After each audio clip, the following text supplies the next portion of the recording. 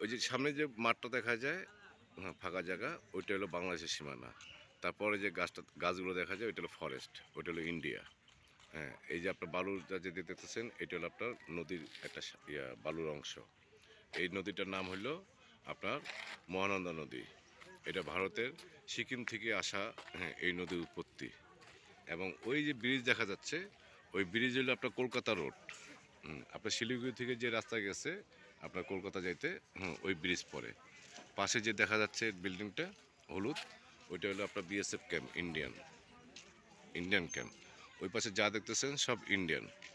এদিকে এদিকে পাথর তুলতেছে। এই যে পঞ্চগড় যে পাথরের জন্য বিখ্যাত, বালুর জন্য বিখ্যাত, তার প্রমাণস্বরূপ কিছুটা এখানে বোঝা যাচ্ছে। এই যে এইগুলো যারা যত লেবার দেখা যাচ্ছে পাথর উত্তোলন করতেছে, এটা সব বাংলাদেশের শ্রমিকেরা।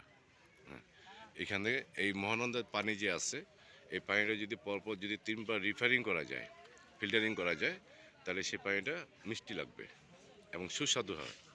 এটা অনেকে এসে এই পানিটা নিয়ে যায়, পানি নিয়ে যায়, তারা ফিল্টারিং করে খায়। এবং যারা খাইছে তারাই একমাত্র তৃপ্তি পাইছে, তারাই বলতে পারবে আসলে পানিটার স্বাদটা কী ধরনের।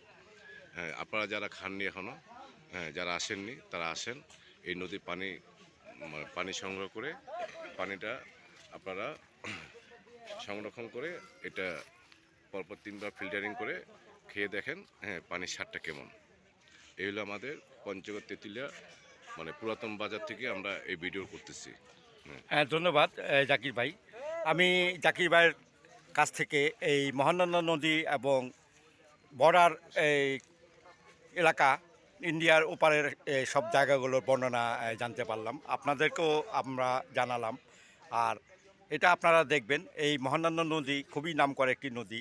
যারা এখানে আসে, এই কাঞ্চনজঙ্ঘা দেখতে যারা আসে, এই টুরিস্ট স্পটটি তারা সবসময় দেখে থাকে এবং পছন্দনীয় একটি জায়গা। চলুন আরও সামনের দিকে যাই।